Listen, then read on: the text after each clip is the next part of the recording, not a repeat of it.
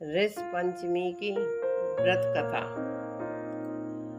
भाद्रपद मास के शुक्ल पक्ष की पंचमी को ऋष पंचमी मनाई जाती है।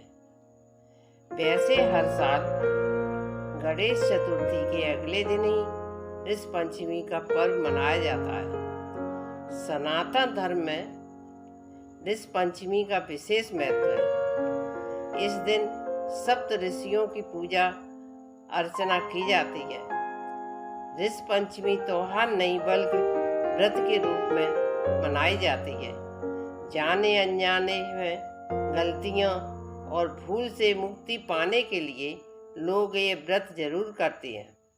मानता है कि इस दिन जो भी व्यक्ति ऋषियों की पूजा अर्चना और स्मरण करता है उन्हें पापों से मुक्ति मिल जाती है। ऐसा माना जाता है कि ऋष पंचमी का व्रत करने से अगर किसी महिला से रजस्वला के दौरान अगर कोई भूल हो जाती है तो इस व्रत को करने उस भूल के दोष को समाप्त किया जा सकता है। ऋष पंचमी के व्रत और पूजा की खास बात यह है कि इसे करने के लिए किसी खास समय की जरूरत नहीं होती है। ऋष पंचमी के लिए पूरा दिन ही शुभ है। आप किसी भी समय पूजा आदि कर सकते हैं। पारंपरिक रूप से ऋष पंचमी के दिन सप्त ऋषियों की पूजा की जाती है। सप्त ऋषि मतलब 7 ऋषि। इन 7 ऋषियों के नाम है ऋषि कश्यप, ऋषि अत्रि, ऋषि भारद्वाज, ऋषि विश्वामित्र, ऋषि गौतम, ऋषि जमदग्नि और ऋषि वशिष्ठ। कहते हैं समाज के उत्थान और कल्याण के लिए इन ऋषियों ने अपना सहयोग दिया था। उनके इस महत्वपूर्ण योगदान के प्रति सम्मान जताने के लिए ऋष पंचमी के दिन व्रत और पूजा अर्चना की जाती है। फिर पूरे विधि विधान के साथ 7 ऋषियों और देवी अरुंधति की स्थापना करते हैं। सप्त ऋषियों की पूजा हल्दी, चंदन, रोली, अबीर, गुलाल, मेहंदी, अक्षत, वस्त्र, फूलों आदि से की जाती है। महिलाएं माहवारी के दौरान के दोषों की क्षमा याचना करती हैं। पूजा के बाद ऋषि पंचमी व्रत की कथा सुनी जाती है। ऋष पंचमी में साटी का चावल और दही खाई जाती है। नमक और हल से जुते अन्न इस दिन में नहीं खाए जाते हैं। पूजन के बाद कलश सामग्री को किसी ब्राह्मण को दान करें। पूजा के बाद ब्राह्मण को भोजन कराने के बाद ही स्वयं भोजन करें। व्रत कथा। उत्तरा नाम का एक ब्राह्मण था जो सुशीला नाम की अपनी पत्नी के साथ रहता था। उनकी बेटी विधवा हो गई थी, इस कारण उनके साथ ही रहती थी। एक रात को बेटी के संपूर्ण शरीर को चींटियां लग गईं। माता पिता चिंता में डूब गए। उन्होंने एक ऋषि को इस बारे में बताया तो ऋषि ने बताया कि उनकी बेटी ने पूर्व जन्म में रजस्वला काल में पाप किया था, जिसका दंड उसे अब उसके शरीर पर चींटियां लगकर मिल रहा है। ऋषि ने पापों की मुक्ति के लिए उस ब्राह्मण कन्या को ऋष पंचमी का व्रत करने की सलाह दी।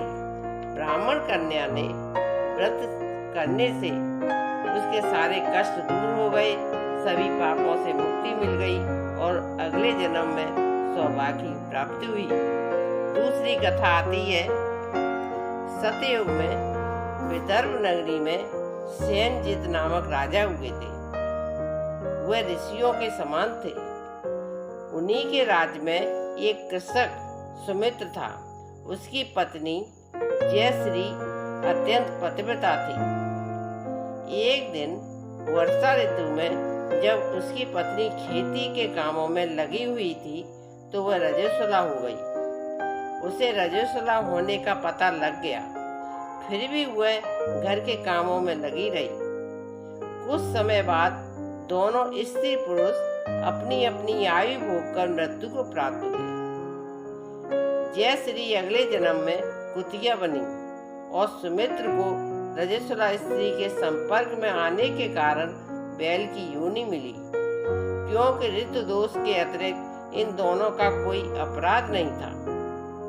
इसी कारण अपने पूर्व जन्म का समस्त विवरण याद रहा। वे दोनों कुतिया और बैल के रूप में उसी नगर में अपने बेटे सुचित्र के यहाँ रहने लगे। धर्मात्मा सुचित्र अपने अतिथियों का पूर्ण सत्कार करता था। अपने पिता के श्राद्ध के दिन उसने अपने घर ब्राह्मणों को भोजन के लिए कई प्रकार के व्यंजन बनवाए। जब उसकी स्त्री किसी काम से बाहर गई हुई थी तो एक सर्प ने रसोई की खीर के बर्तन में विष भवन कर दिया।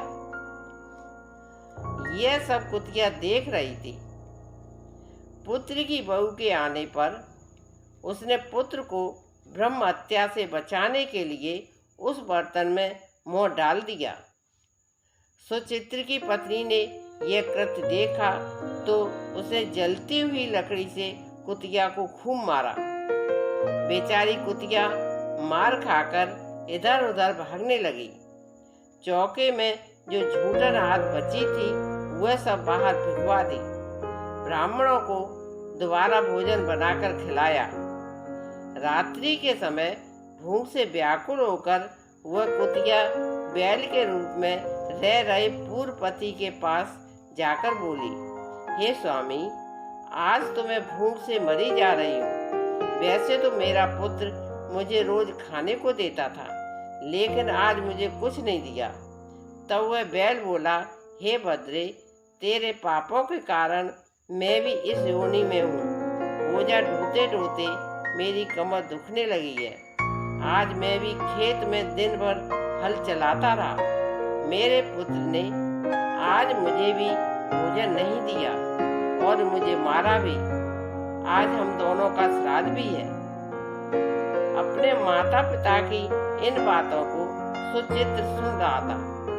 उसने उसी समय दोनों को भर पेट भोजन कराया और फिर उनके दुख से दुखी होकर वन की ओर चला गया।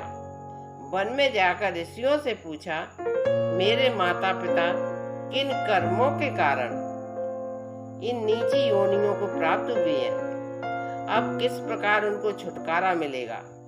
तब ऋषिगण बोले, तुम इनकी मुक्ति के लिए पत्नी सहित ऋष पंचमी का व्रत करो तो इसका फल तुम्हारे माता पिता को मिलेगा। इतना सुनकर सुचित्र घर लौट आया और विधि विधान से पूजन व्रत किया। उसके पुण्य के से माता पिता पशु योनियों से छूट गए। इसलिए जो महिला श्रद्धा पूर्वक ऋष पंचमी का व्रत करती है वह सब सुख होकर प्रभु के धाम को जाती है। जय हो ऋष पंचमी की।